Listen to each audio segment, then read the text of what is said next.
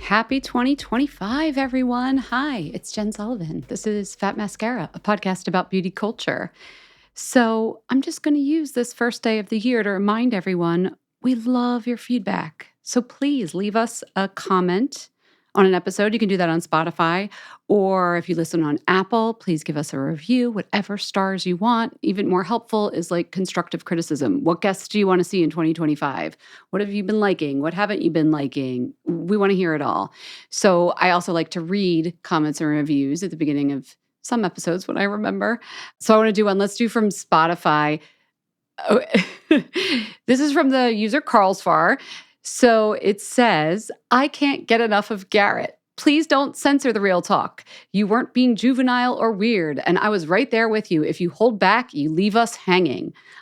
Okay, I know exactly what episode this was referring to. Garrett and I were talking about penis filler and labia puffs, which are these procedures that we've just both been reporting on. Carlsfar goes on, I'm also really interested in the plastic surgery discussions lately. Super insightful, feels very relevant. Carlsfar, us too. There's going to be more of that. There's going to be more of Garrett in 2025. We'll try not to censor. That's not who we are. So stay tuned for that. Okay, right now, today's episode. You know, my New Year's resolution, it's going to be to not say I'm excited about every guest we have on, because clearly I'm excited about all of our guests, so we wouldn't have them on if I weren't, but I realize I say that at the top of every interview, so I'm going to try not to do that. I'll just say this. Victoria Fu is the best person I know to talk to about what to buy when you're shopping for skincare. She's a cosmetic chemist. She's one half of the podcast and brand Chemist Confessions, and she's the co-author of the book Skincare Decoded, The Practical Guide to Beautiful Skin. So this interview originally was conducted in 2023. It's as timely as ever right now. I'm going to use it to head into 2025 with better skin on my mind and better, smarter shopping on my mind. So I hope that's what you use it for too. Okay, let's get into it.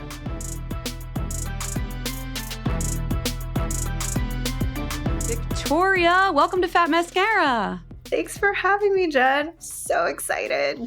I'm ready to get into it.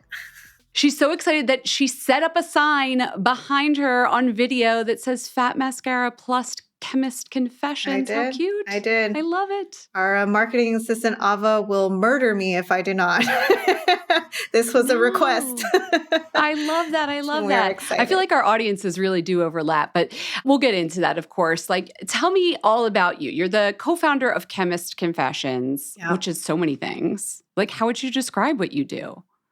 I think the best way we've described it thus far is a multiverse. So you've got your skincare science education.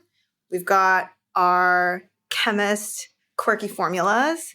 We also have, and sometimes in weird occasions, we'll team up with other companies. So it's a whole world of, we just think nerdy skincare science, general fun. That's why we have, in our education side, we've not only have social media, but we randomly ended up with a book. We did the whole podcast. Oh, I read your book. Honored.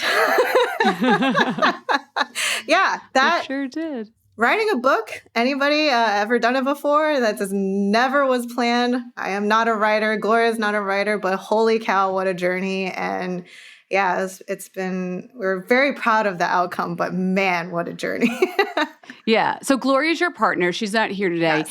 And give us some more background. Like, you're chemists. Like, you two met at L'Oreal, right? Like, what's your career background before you did this? Usually when we tell this story, I've got Gloria to tell like her side, but now it's all you. It's all me. So I've met Gloria at L'Oreal in the skincare lab. We are cubicle buddies at that time. And she was working more in the clinical active space. So these are brands like SkinCeuticals. And then for me, I started in Kiehl's. But eventually I moved into anti-aging, which is just general, more upstream anti-aging, which doesn't mean a lot. It can be anything from a cleanser, a sunscreen, a serum. But that's how we first met. What does upstream mean? Is that some business term? It's more like you've got your brands. So there's directions that are brand-based. Then you go one level higher and you're working on formulas that are general chassis that will kind of spread down to different brands. So that would be the best way I could describe that. In the L'Oreal world, though I'm sure some other parent companies work that way too. Like maybe Amyris has some like squalane and then all the little Amyris brands get it. Exactly. That's the chassis. Sprinkle it everywhere. So for us, the chassis was the formulas we created, you know, whether it's sunscreen textures, cleansers, anti-aging, and then we would work with, let's say, like a chemist like Gloria to marry the two and adapt it to the brand. So that's how it all worked. That's how we met. How'd you become a chemist? Did you always know you were going to be a chemist? No freaking clue. I had no idea. I was a lost chemical engineer. For my master's, I was doing nanoengineering research in drug development. And I was looking at encapsulation for treatment of acne. And when I was ready to graduate, I was looking at my job prospects and I knew I absolutely would not do pharma. I was like, this does not sound fun for me. I am about to dedicate many decades of my life to this career. I want to do something that's going to spark joy and fun and just honestly have a quicker turnaround time in terms of deliverables. I just blasted my resume to all the beauty companies and luckily landed as a skincare chemist at L'Oreal as my first job.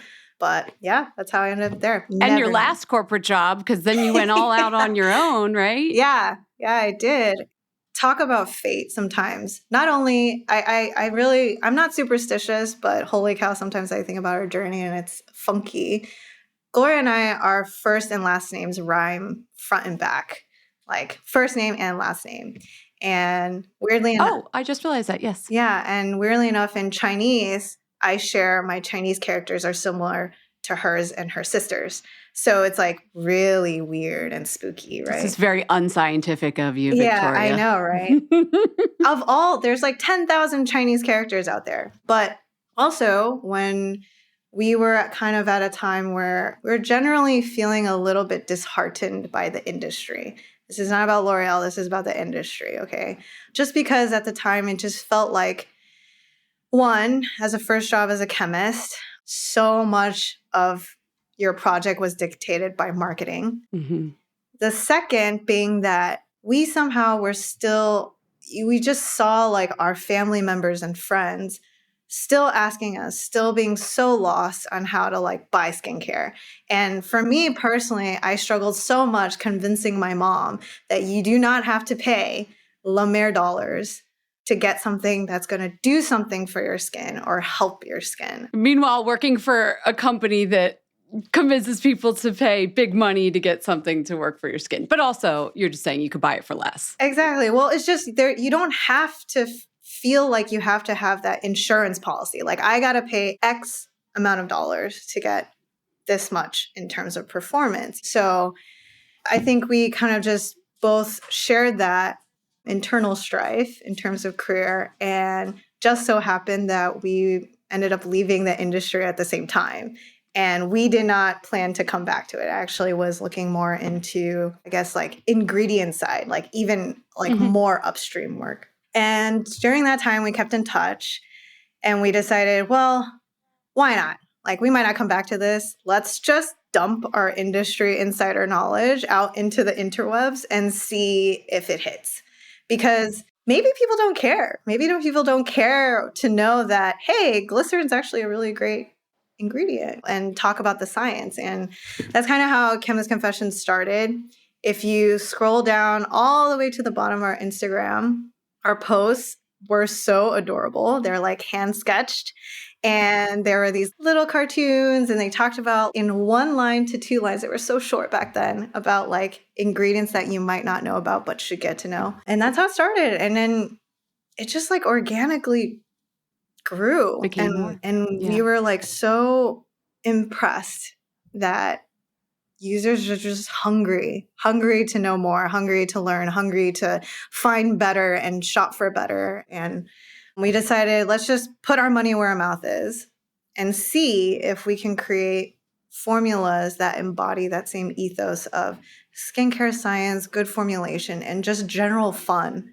I think the thing that we also want is like, we, at the end of the day, want this kind of education to be approachable and to feel like you could come in with not knowing a thing and you could still come away with one helpful tip. And we just want that same thing for the formulas we created. And that's how the line launched. And then the whole line side is like a whole different animal where we quickly learned like the marketing we were bashing. We're like, right, we're not marketers.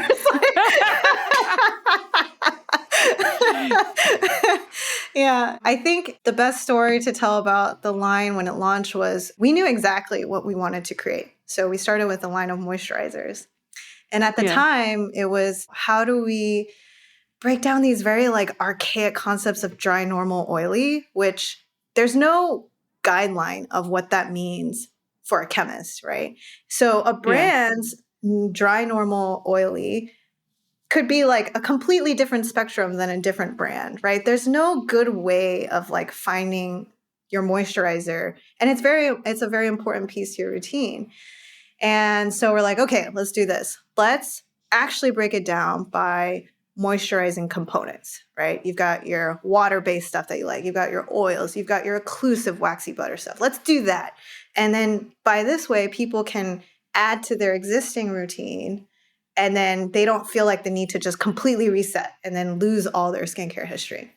So we're like, great. We launched it. We knew exactly what we wanted. We came out. We were so happy. And then we realized, oh, right, people don't know what humectants are. They don't know what occlusives are, emollients. Yeah. And we're like all those meetings you had at L'Oreal for years where you're like, oh, just like, let us do it our way. It's totally going to work. Now you realize like, oh, that's why there's like 8 layers of marketing and like consumer surveys in between. Exactly. We're like, right, that's right. We forgot this part. So in the beginning when we launched, it was not a good launch. But now we can safely say that in this day and age and where we are in consumer education, it is now like our bread and butter of the line. And so it's just funny, this whole journey, just so many learnings and yeah. Well, you guys are educators and like you came up on a wave of right when I think people like our listeners and a lot of people were getting more interested in what actually was inside the bottles and like doing a little more homework. And, you know, we'd all spent years being marketed to and maybe our skin was messed up or whatever. And we're trying to figure it out. Yeah. So I'm glad I have you here because like I feel like we want some of that for more people. Let's educate, right? Yes, of course. I want to talk about like what you know. Like the first thing I was thinking about was like ingredient labels. I love that since the beginning you guys have been like, decode that IL. Like that's a hashtag that you use it over at your account. But like I turn over a bottle and I look at an ingredient list. I've been doing this for like 23 years. So I can kind of tell, oh, that's a peptide. That's another name for hyaluronic acid. That's a moisturizer. That's some dumb thing they sprinkled in just so you could say that they had some rainforest plant and there's probably like a, you know, I can kind of tell that stuff. But how can a regular person, do you think someone really who isn't doing this for a living like you or I can learn how to decode an ingredient label? I think yes, in the sense that what is the bare bones of what you want to take away from an ingredient list, right? And that's really just... Oh yeah, IL, ingredient list, not label, sorry. Yeah, so I think for us, when we first started Decode IL, there was just so much hesitation with what they were reading on the label. Again, going back to why like we wanted to start all of this is to not fear things that you might not have heard of or sound foreign to you. This why, you know, we're trying to fight against general things about like clean or natural or why we want to gravitate that. There's a lot of really good synthetic compounds that serve a very good purpose in skincare, and how to get people to be more familiar or else be generally okay with that. And that's why we started Decode That IL. On top of the fact of how do we prevent people from buying into claimed actives or claimed fancy extracts, the story that you're saying about the exotic rainforest plant that was found. So in those sense, we say yes. Maybe on the level of us, I don't know if that's actually necessary. It's all about like what the purpose it serves for you, your skincare routine, and how to better it. Decoding can be very helpful in terms of finding things that just skin is not happy with. Skin is so quirky. It is so hard to know your friend could be raving about this product and here you are trying it and you're like, why doesn't this work for me? What is up with my skin? And that's just how it is. It's just funky like that. Yeah. I think that's why we feel like decoding can be very helpful to try to narrow it down, filter it out, and honestly just make a better shopping purchase. So that's the goal. I think that we can all do that. Understanding like how it's formulated and all of that. And I don't think that's necessary to the goal of what we want, which is just good skin. Right. Well, you said something, you said claimed actives or whatever. Like, what's the difference? We hear this term all the time. Can you share with our audience, what's the difference between an active ingredient in skincare and an inactive ingredient? And do you call it an inactive ingredient? Yeah, we don't. Okay, what do you say? Actives, we say it's only just actives. And this is just any ingredient that's going to provide a long-term skin benefit. These are the glamorous stuff. This is the stuff that says, I'm going to be a wrinkle fighter, a hyperpigmentation. I'm going to tackle skin surface, all of that. And we consider actives. We don't call anything else inactive. It's more that I think for me personally, I call them functionals. They serve purposes to either help the formula, maybe they are assisting in the active efficacy, things like that. And of course, you also got your fillers, and that's again, those like pretty extracts and stuff that might not have a single claim, but extracts can be touted as actives as well. So is it moisturizer? Let's say you mentioned glycerin earlier. I love glycerin. Is that an active? It moisturizes. Yeah. I don't know. I think it's whatever you. It's not a long term. Maybe is the distinction. You could consider glycerin as an active, actually. By that definition, it's serving a long-term purpose of hydrating and keeping skin healthy and hydrated. I think the thing that we constantly wade in with our content is the gray area. Mm-hmm. And the gray area here is that a lot of actives have multiple benefits. What's a glycol? Glycols are things like propanediol, you've got butylene glycol. These are your general, they're also, you can think of them as humectants as well. It's a general like water ingredient. Okay. Yeah. Butylene glycol and propanediol, propylene glycol, these are all very helpful in terms of formulation shelf life as well. Wait, what's the one that people always think is like antifreeze? Oh, there's antifreeze in my skincare. I think it's propylene glycol. Right? Because the name sounds similar or something. I've never understood why people think there's antifreeze in their cosmetic products. So it's just that they... Why do they think that? No, be honest. I mean... Yeah. So I think it's because what usually happens with a lot of these ingredients that get thrown under the bus is that they hear about how these components are found in things like antifreeze. Right. And they use that as a way to spread fear-mongering. And so it's the same thing for petrolatum. That's another really good case of this. It's like, this is something that is processed through in oil, right? And so because of that, as a byproduct, it must have a lot of, I guess, trace elements that are very bad for you, right? And the problem with that is that that's a very surface level, general, baseless claim because petrolatum is something that when sourced is incredibly refined to the point that it is in its purest form. And so that's why it's like, this is neither here nor there. And it's the same for propylene glycol. Propylene glycol in the sense that they just simply harp on the fact that, hey, look at this. This is this thing that's an antifreeze. You don't want that in your ingredient. I'm like, no, that's not how that works. There's water in rat poison. There's water in your skin. Like, I'm sure if you turned over the rat poison label, there'd be like some emulsifiers or whatever that are the same as in skincare. I just never understood that one. I was like, it's not antifreeze. Why do people think it's antifreeze? So, formaldehyde releasers. Okay. Right? Yes. They are found in apples, right? So people freak out that they're like, oh, it's formaldehyde. Like, this is really bad for you. Why did they use it in preservatives? The big beauty industries are always out to get you. And like, they don't care about the customer. Like, whoa, let's take a step back. Let's understand this actual specific compound. And like, you can think of it this way as let's open our minds for a sec. You can find formaldehyde in apples. People freak out about parabens in skincare. You can find parabens in mouthwash.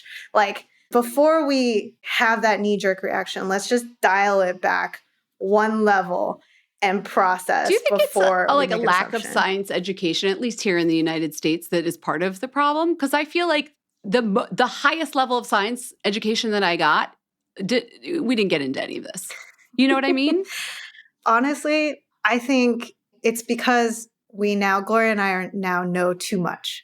Because I think it's just not something that you think about once you've had the education. But you could see what I'm saying, which is like, for somebody who's like got to 11th grade chemistry class and that was the extent of their knowledge. Yeah. You want to make it into like a simpler, this is how conspiracy theories start, because it kind of makes sense sometimes when you listen. You're like, well, that's a good explanation for a thing that's hard to explain. And it's shocking. And that's this whole engine of like social media and just so much information part out of it there. Where it's clicky and yeah. Exactly. The shock factor of being like, first of all, to give a platform to say, I know more than thou, right? And then also to shock them to get their attention, right? So this is like, it kind of fuels that as well. And something that we always try to say to people is like, if you ever hear a claim that you feel like causes you to want to take action, just think about it for 1 second, because usually the truth lies somewhere in the middle. And that's something that we try to emphasize with people when you hear about benzene in your sunscreens or you hear about sunscreen in your bloodstream, like, let's dial it back 1 second and see. And what's really hard is science takes time. And this is the biggest problem with what we want to be able to teach and talk about and give answers to. Yeah. But then this industry that just changes overnight. Yeah. And I think that's where we're just like, it's really hard to keep up, and it's not fun to tell people there's not enough information to say yes or no. Yeah. And things are case by case. Our marketing assistant, Ava, she'll always ask questions, stuff she'll hear and things like that. And she's looking for a yes or no. Can I use this? Is that bad? Things like that. And she hates it because Gloria and I are straight up just like, well, if you think about it this way, like, it's because of this. And she's like, I just want a one-line answer.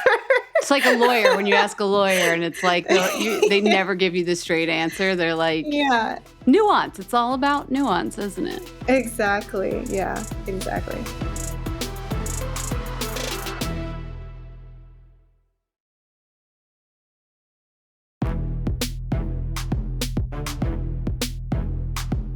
How many ingredients do you think you're working with these days? Like you've mentioned a couple, but like, what's the palette of things that go into skincare? Are we talking thousands and thousands of things? Speaking of slow education that we need to take.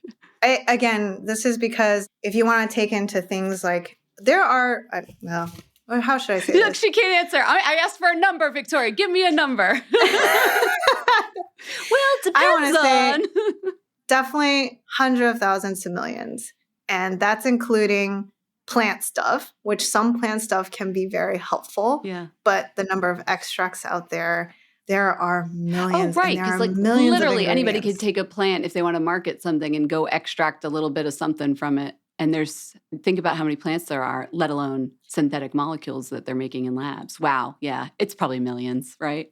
And one level more is from one plant, you could have many different ingredients. And what I mean by that is from one plant, you could have your aloe juice to an isolated compound. You could have a blend of different compounds, right? So think about all of those factorials and millions. There's not enough Gloria and Victoria to look at all of them. Yeah, so what are chemists doing now as this like industry keeps rocketing along so fast? Who has the next big thing? And like people want to make money, so they're selling stuff. And how do chemists filter through all of that to find new and exciting ingredients that are actually something that could be beneficial? Here's one word answer: carefully, carefully screen. But I would say two ways to define it. And one of them is more like for us personally is we're always looking at the data on even existing actives that we know. For example, retinol. A lot of these actives, they don't do well in formula. And there's a lot of companies out there looking at ways to modify, improve, further enhance performance and stability. So Gloria and I have our eyes on that. Another aspect that we're looking at, and something that we've personally decided to tackle and team up with, is this actual look at AI. And I know this is a very hot and floofy word in this industry, but also in the world right now with ChatGPT. But this is actually going to be probably the next wave of innovation. Will come from artificial intelligence. Yes. And people are like, I know exactly what the listeners are like. I heard it before. And Gloria and I are also in this industry. What we've seen thus far is true, because what happens a lot with this touted AI is they're looking at data points, they're trying to identify traits in your skin, and they're trying to push out an answer for you in terms of what ingredients work for your skin, what products work for your skin. That's not how that works. There's no science that links directly to like what skin type to what ingredient or what formula or what product. That's not helpful, right? The thing that we're looking at is actually what's actually being used in drug discovery. Mm-hmm. So in terms of AI, what they're doing, and the best way I can process what they're doing is they are using a computer model to look at these iterations of balls and sticks, these structure molecules and their structure. Mm-hmm. There are millions of molecules out there. I always picture those Connects toys or something. Exactly the little wooden circles with the little chopstick things sticking out of them. Yes. Exactly. So balls and sticks is what they're looking at. And these molecules don't serve a purpose. They haven't been patented. No idea what they might do. It's just simply all of these iterations of those structures. They're screening them to see, based on these structures and all of these parameters I want, can I find a particular molecule to solve a particular medical need in that case? Yeah. Exactly. So Gloria and I, we've been really interested in this, and it was more like a weird turn of events because this company called Revela, they reached out to us during the pandemic. And when we heard, they were like, AI, blah, blah, Gloria and I were like, we're never going to hear from these people ever again. Like, yeah, I don't really know. They were possibly looking at this tech to see if they could find a new molecule solution for hair thinning. And we're like, all right, interesting. Why don't you follow back up with us when you're done with the clinical? And then after that, they actually came back, which we were like surprised. And so we find it really interesting that this kind of tech now is now entering the beauty space. It's actually doing it in many ways. I just read about how they're actually using that in terms of fragrance.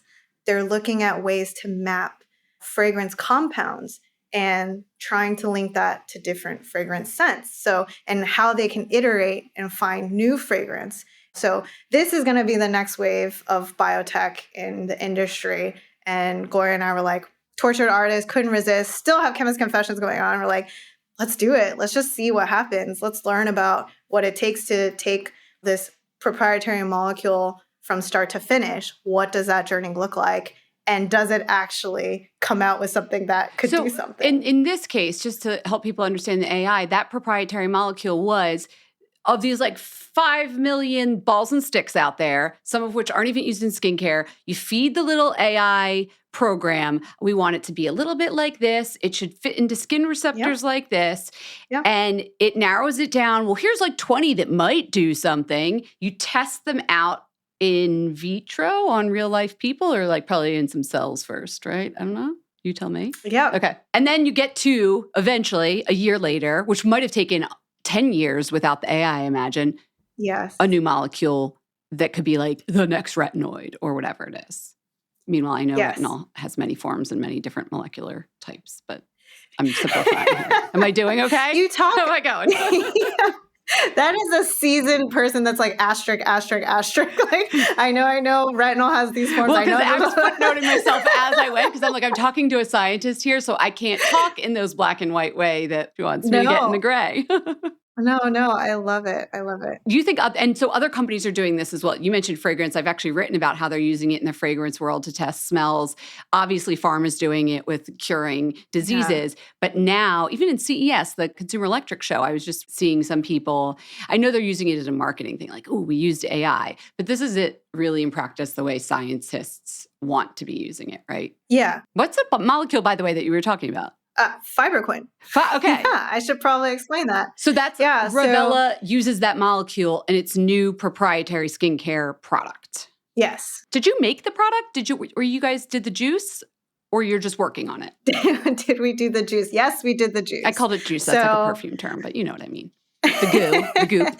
Yeah, I love it. So when we teamed up, one of the things we appreciate is that they were like, well, we have this molecule, but we definitely don't know skin formulation. You guys seem to know what you're doing. Would you be interested in teaming up to see if we could create this product? It's time for the chassis. It's time for the chassis. Right. Exactly. Isn't that the word you used?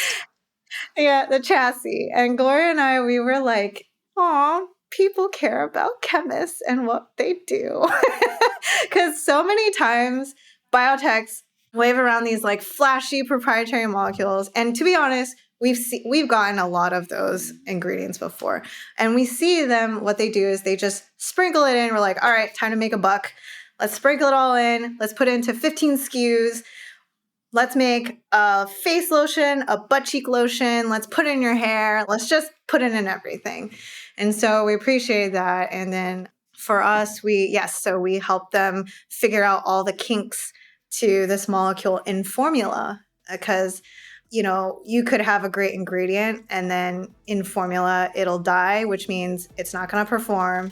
It'll never show its benefits. It could also cause irritation. So that's the story of how Fibroquin came around.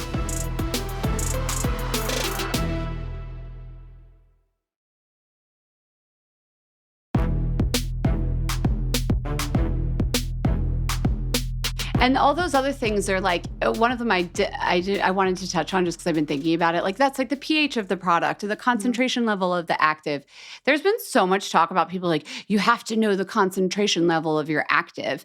But I'm like, isn't that mean nothing once it gets on the shelf? Like maybe when they tested in the lab, it had 20% vitamin C, but by the time I get it, is it always going to have 20%? How accurate are concentration levels these days? I love that you asked this question so much. It is another 2 hours of me ranting about concentrations and the validity of actives and how good they are. Well, a lot of companies are putting them on the label now, which they didn't used to. Yes.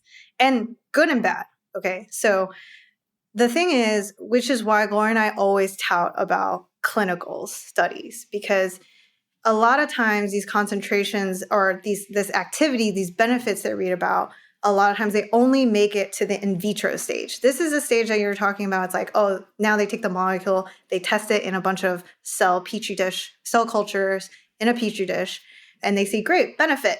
All right, it works. Moving on, right? But when you actually want to apply it topically on skin, you have no idea how it'll behave. Sometimes it won't do anything at all.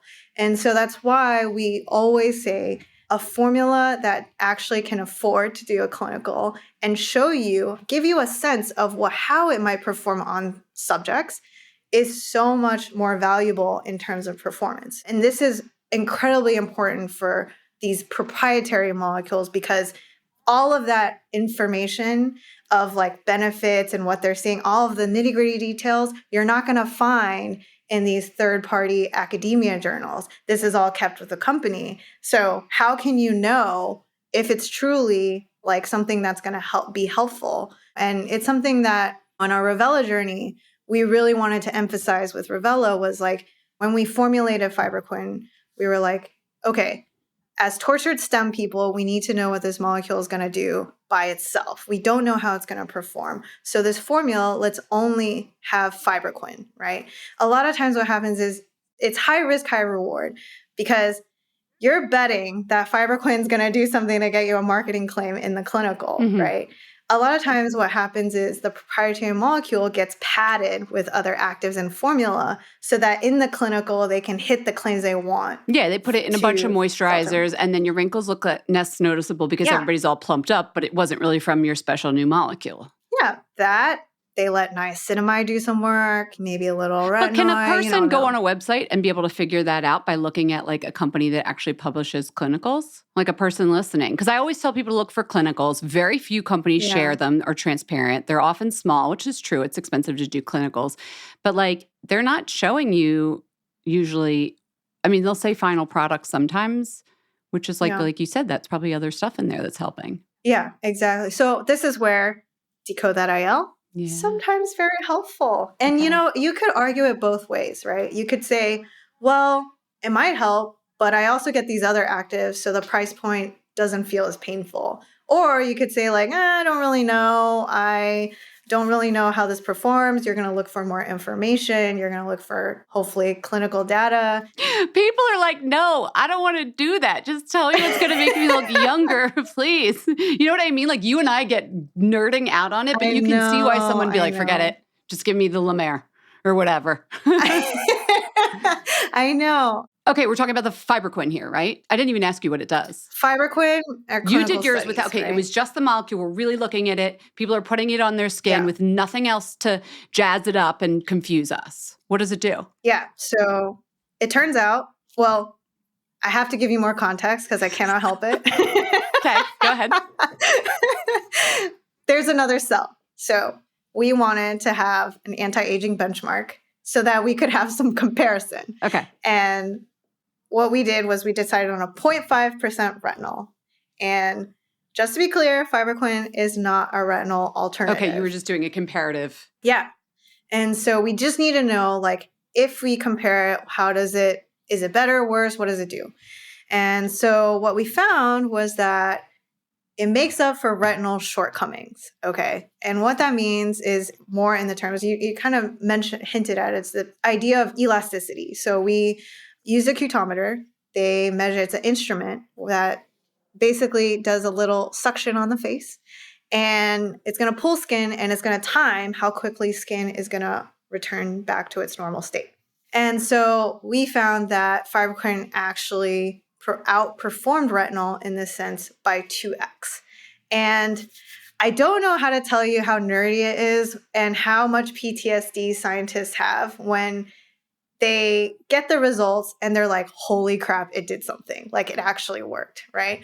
And so that's kind of the general feeling because how many experiments have gone wrong? How many things you just don't know, right? Yeah. To actually get some like from this model, right? To all the way to something in a formula and being able to see some performance. It's like, wow. So anyways, that's the clinical. But is it a general anti-ager like a retinol in that it'll help with elasticity, firmness? Does it boost collagen, I imagine? Can't say that. Okay. Does it? This is where. Okay. It's not a drug. You guys, it's not a drug. It's not boosting collagen production and changing the way your skin. Nope. No, but your skin will be bounce backier. What is the technical term for bounce backier? That's the thing that is so hard. It's like, yes, measures for elasticity. You're like, great. Is that elasticity? Is that what does that mean? Yeah. Yeah. That's when I used to play with it. Well, now it's my hands, but my grandma's hands, and you pinch the back. And I'm like, oh, yep, exactly. Still returning. Now we're back to normal. Yeah. So that's elasticity. Elasticity. So you're thinking plumpness, lift. Yeah, that general. You've been using fullness. It. Have you noticed any tone improvement with discoloration, or is it not that kind of molecule? Not that kind of tone. So it's more like not so much hyperpigmentation, but more tone of toning of your general skin. What do you call? Yeah, what does toning mean? To me, I think of tone and I think color. I think skin tone. Like I'm making the tone of my skin more clarified or brighter or whatever. But then if you think about toner, is it tuning, like an instrument, toning it for tightness? Like, what do you think of when you say tone? I would say that it depends on the context. And this is why it is so hard. Because the words, yes, like one exactly company's that. tone is another's essence, is another's tighten, is another's like I so. But know. when you just said I it and you know. said it does improve this type of tone, what were you So referring to? toning, you're thinking more like sculpted. Oh, okay. Like It's lifted, again with like that. elasticity It's and more the. exactly. Okay. All right. So it's Exactly. not a Yeah. discoloration molecule. It is a No. firmer, bouncier baby skin molecule. Exactly. Exactly. Could you use AI to find like a discoloration molecule next or a rosacea molecule next or whatever it is? I don't know. So I'm just going to say it, and Revella doesn't know. Like, I haven't cleared this for Revella, but I think this is okay. They are actually, at the end of the day, Revella's not really a beauty company. They're a biotech. So they're looking at a bunch of other things. I'm sure other biotech companies are as well. Yeah. And yes, they are looking at things all different for kinds general of molecules. hyperpigmentation. Okay. So it's like identifying the need of what people want out there and then feeding that all into your little AI and coming up with these molecules and testing them and then letting you and Gloria nerd out and be so excited about your clinical results that show Fibroquin is 2 times bounce back year skin than if you just use retinol. Exactly. Which means like without anything, it's probably like 5 times bounce back year. Jen, I just want you to know that's going to end up in one of their ads. Yeah. 5 times bounce back here. Okay. I get it. Oh my gosh. I know that we've gotten like 200 level on the skincare here. And I'm so glad everybody like journeyed into the nerd world with us. My bad. I want to talk about products that you like though, because I know you have your own line, Chemist Confessions. Clearly you've been using the Fibroquin from Revella, but like, you know skincare. I'm not going to ask you about skincare. Let's talk about makeup. Mm-hmm. Are you a beauty girl in that sense, Miss Chemical Engineer? I am not. I am pretty minimalistic. I will say, can I talk about my favorite I would products? love you to. Welcome to my beauty podcast. Tell me all your favorite beauty products. Let me tell you that every sector of beauty takes a whole different level of expertise. So this is why Gloria and I were very happy to say we are skincare chemists. We are not hair chemists. We are not makeup, because they all have they're all different animals. Yeah. Okay? And so for makeup, my favorite is the eyeliner by Heroin Makeup, because it's a Japanese brand. Their marketing is hilarious because it's this cartoon decked out princess. Yeah. And she's like bawling her eyes out. All right. So it's supposed to be like cry proof. I have very oily skin, and that is probably the only eyeliner where I will walk away and 4 o'clock comes around and I don't have like eyeliner transfer up here. Yeah. When you mascara, do you have a favorite mascara? I don't actually use mascara. Okay. The liner is your definition around your eye. Got it. Yeah, exactly. And what is, oh my God, they're massive. The Estee Lauder professional makeup brand. Holy cow. MAC? I'm so sorry. MAC. Thank you. You guys, I swear, I just yelled into the mic. I swear she's a beauty girl, guys. We went to like the 400 level on skincare with AI and this new molecule. And then we got back to makeup and she's like, what's that brand? Makeup for professionals. That was hilarious. Oh my God, I love it. You love MAC. What do you love from MAC? Tell me. Yeah, their foundations. Yeah, everyone now it's like, all right, that recommendation might not take, but because like I made you switch gears so quickly. You were thinking about like your product pipeline with Revella, and then I was like, tell me about your foundation. Deep in the science, yeah. So MAC, I've tried a couple of theirs, and I think it's great for at least finding the right shade. Yeah, definitely recommend going in and getting shade match a makeup artist to shade match, because that's the only way, because I suck at makeup. So that's she's a scientist, not an artist. What about hair? Do you get into hair products? I do not really. You're a simple woman. I am the simple woman. Good boar brush. Oh, boar bristle. Yeah. Distribute the oil. I like that. What about fragrance or skincare, or not fragrance or home care? Excuse me. I love fragrance. Yes, tell me. I would say fragrance is, I like to think what we do is wizardry, but that is like Harry Potter wizardry sometimes. But I think for me, I've been really liking I'm currently exploring a lot of like Le Labo fragrances. I get those tiny little vials. And what's fascinating is my husband and I will wear the same fragrance and it smells different. And I love that. I love, first of all, cost-wise, let's talk about that. She's approaching this like a scientist. We have two study participants and a single variable, and yet the smells are different. Yeah. You should do it. It's fun. It's a fun experiment. No, Everyone it is. What have you been wearing from them? So I definitely are using the Santal, which is a classic. Everyone knows of it. If there's another fragrance called Another, that one's very subtle and beautiful. Oh, I haven't smelled I would say, yeah. And yeah, those are the main two right now. And are you candles? You have like a shelf of stuff behind you, but it's probably all skincare, I'm guessing. No candles back there? A lot of funky trinkets and knickknacks. Not a candle person, but I'm really digging that Trader Joe's citrus. It's like a citrus candle in an amber glass with a wood wick. That thing lasts forever. All right. Before I let you go, I don't know if you listen to the podcast, but we do like speed round at the end. I'm ready. So I have 5 special for Victoria questions. First up, what ingredient is completely pointless in skincare products, in your opinion? And I make this a speed, like you have to pick one. Oh, God. Aerogel. It's this filler powder that they use for like, it can sometimes give like soft focus effect, improve texture. But honestly, it's because that's like the perfect example of interesting science they didn't know what to do with. So they dump it into beauty and like doesn't marginally serve or improves anything in any way. And I just feel like, that's probably the best example of that. What skincare product do you wish you had invented? Ooh. I think for me, it would be the different adapalene topical, because I have dealt with cystic acne all my life, and I had to go through that really intense tretinoin purge just to onboard it. And I feel like if I had adapalene earlier on, maybe I wouldn't have struggled as much. And it's actually a really good retinoid. It has some really good studies behind it. Victoria, what's the worst grade you ever got on a science test during your schooling? Probably like a C- and probably organic chemistry 2. Yeah. Oh, wow. Okay. Wow. I wouldn't even be able to understand what was going on in that class. Amazing. Okay. C-, not bad. You didn't fail anything, so you're a winner in my book. Okay. If you weren't a chemist, what do you think you would be doing?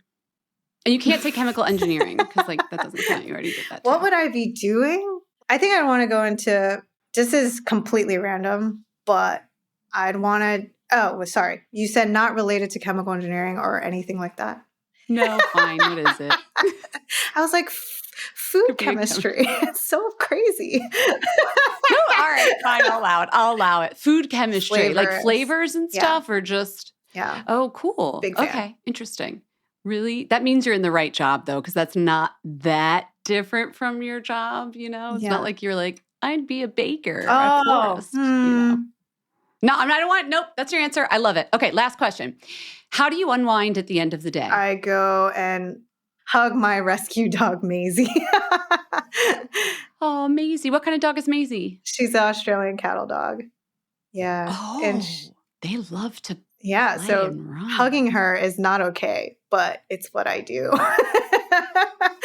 She'll allow it because you need it to unwind. That would be the thing I do. Oh, I love that. This was so informative. I think we need like 8 more podcasts to really dig into everything that you know and get all your knowledge. But I appreciate you sort of teaching us about AI and sharing your career, and give lots of love to Gloria for me. But thank you for coming on Fat Mascara. Thanks for having us. Or having us.